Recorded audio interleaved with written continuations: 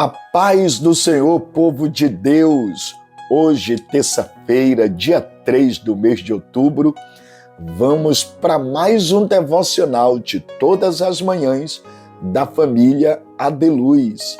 E o nosso tema de hoje, a família sob ataque. Nosso texto base está em 1 Timóteo, capítulo 5, verso 8, onde a palavra de Deus diz assim: se alguém não cuida de seus parentes, e especialmente dos de sua própria família, negou a fé e é pior do que um descrente. Meus amados, a família brasileira está hoje encurralada por diversas crises medonhas. Crise espiritual, crise ética, crise moral, crise relacional, crise econômica, enfim, há hoje uma orquestração perversa que luta contra essa tão importante instituição divina que é a família. E tudo com o propósito de solopar seus alicerces e desconstruir os seus valores. Por essa razão, no devocional de hoje eu vou apontar 4 forças que têm se voltado contra a família em nossos dias. Primeiro, a mídia televisiva. Vou repetir, a mídia televisiva. A televisão é ainda o mais poderoso instrumento de comunicação de massa em nossa nação. É considerada o quarto poder. A televisão brasileira, para quem não sabe, é conhecida em todo o mundo pela sua descompostura moral. As telenovelas brasileiras são as mais imorais do mundo. Talvez nenhum fenômeno exerça mais influência sobre a família brasileira do que as telenovelas da Rede Globo. O argumento usado por seus diretores para essa prática é que a televisão apenas retrata a realidade, o que é um ledo engano.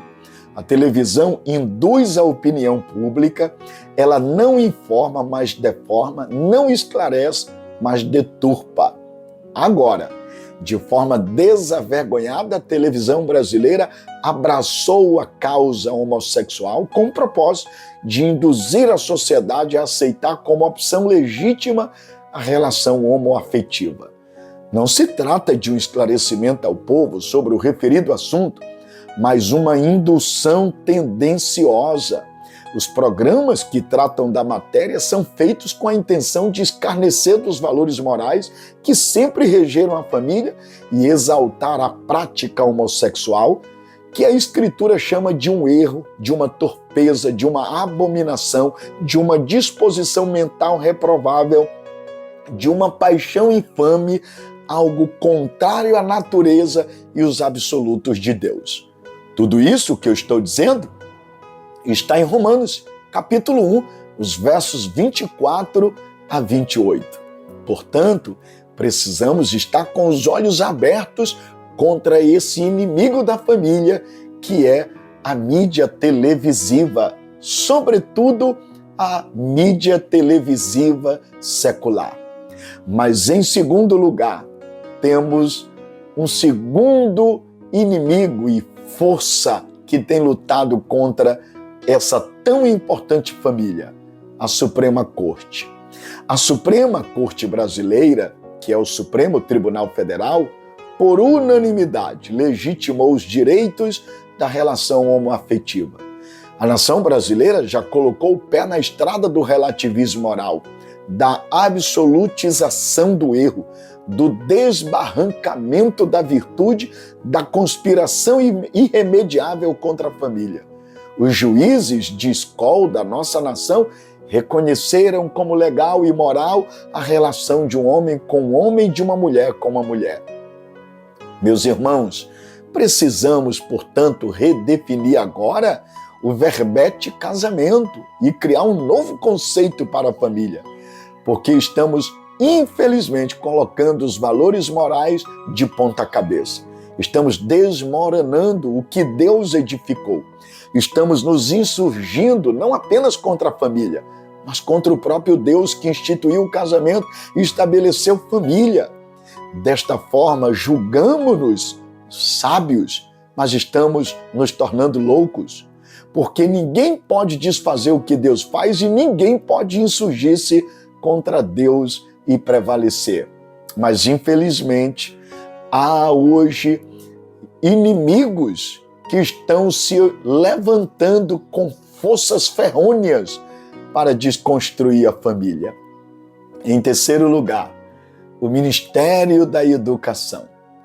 Para quem não sabe, com os recursos suados dos trabalhadores brasileiros que com dignidade lutam para o progresso da nação, o Ministério da Educação está lançando agora kit gay para ser distribuído nas escolas públicas, cuja finalidade, mais uma vez, não é esclarecer crianças e adolescentes sobre a sexualidade, mas induzi-los à prática homossexual.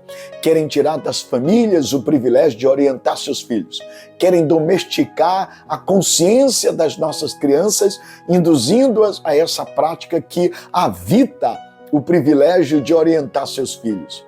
Na verdade, eles querem escarnecer da família e afrontar o Criador.